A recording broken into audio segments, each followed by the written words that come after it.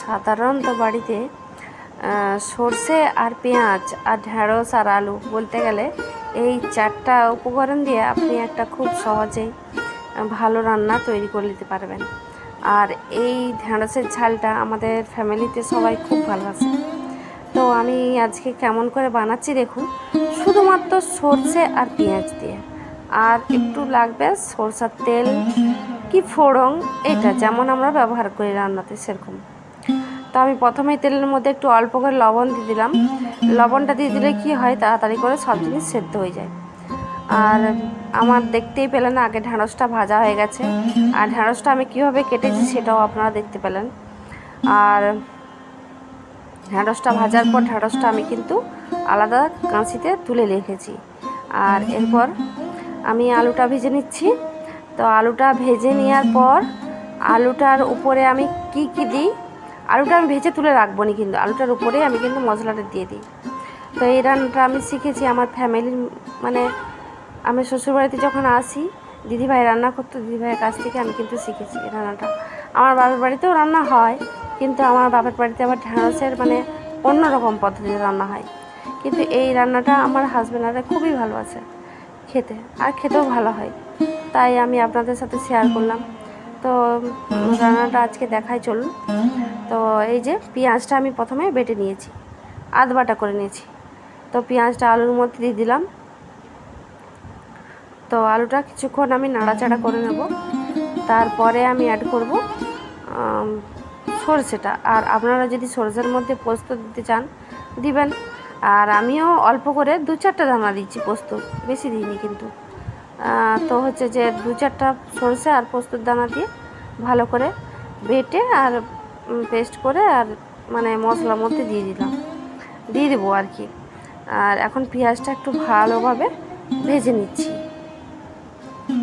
পেঁয়াজটা ভালোভাবে ভেজে নেওয়ার পর আমি দেব। আর আপনারা কে কেমন রান্না করেন ঢেঁড়সের, আমার সঙ্গে সবাই শেয়ার করবেন। মানে দেখবো হয়তো, আবার কমেন্টও করব। কিন্তু আমার এই ভিডিওটা আপনাদের যদি ভালো লেগে থাকে, আপনারাও বাড়িতে করে খাবেন, দেখবেন অতি সাধারণ জিনিসে কিন্তু মানে রান্নাটা এত সুস্বাদু হয়, মানে খুব খুব ভালো হয়। আর সবজির তরকারি তো সাধারণত আমরা প্রতিদিনই বাড়িতে করেই থাকি। আর এখন নরম নরম কচি ঢেঁড়স পাওয়া যাচ্ছে, কারণ এখন গরম মানে পড়বে আর কি, মানে গরম বলতে গেলে পড়েই গেছে। তো অনেক দিনই ভিডিওটা করা হয়েছে, কিন্তু ভিডিওটা দেওয়ার আর সময় হয়নি। তো আপনাদের কাছে ওই জন্যে ভিডিওটা দিলাম।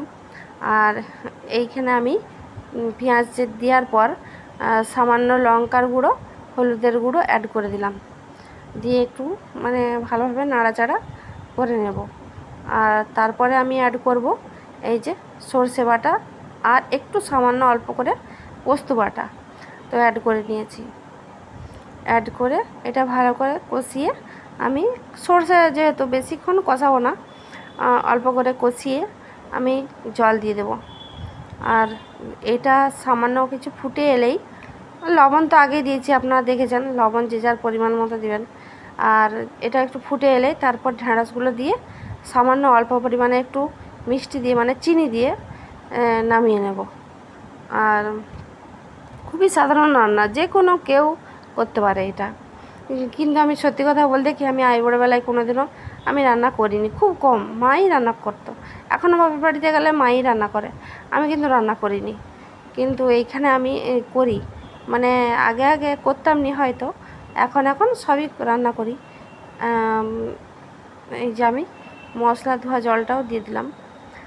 কিন্তু আমাকে রান্না করতে ভালোই লাগে, খারাপ লাগেনি।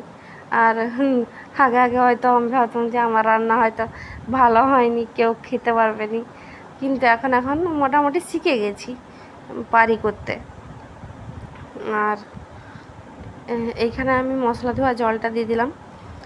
ভালোভাবে আমি এটা কষিয়ে ফুটিয়ে নেব।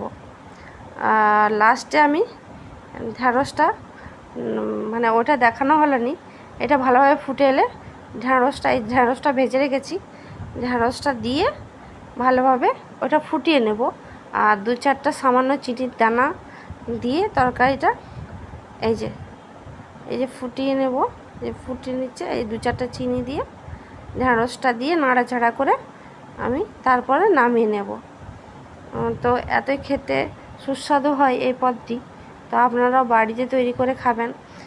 এমনি শুধু সাধারণ রান্না, এটা কোনো কিছুরই প্রয়োজন হবে না, সামান্য এটার সঙ্গে একটু ডাল বা একটু টক ডাল হলেই মানে বাঙালিদের ভাত খাওয়া যায়, কি মাছ ভাজা হলেই ভাত খাওয়া যাবে। কিন্তু এই যে এটা খুব সুন্দরই হয় খেতে, খুব টেস্টি হয়। থ্যাংক ইউ বন্ধুরা ভিডিওটা দেখার জন্য। আর আমি পারলে আরও রান্নার ভিডিও শেয়ার করব, তো ব্লগের মাধ্যমে এটা শেয়ার করলাম। আমার তো রান্নার চ্যানেল নয়, তো তবুও ভাবলাম শেয়ার করলাম। থ্যাংক ইউ বন্ধুরা, ভিডিওটা দেখবেন।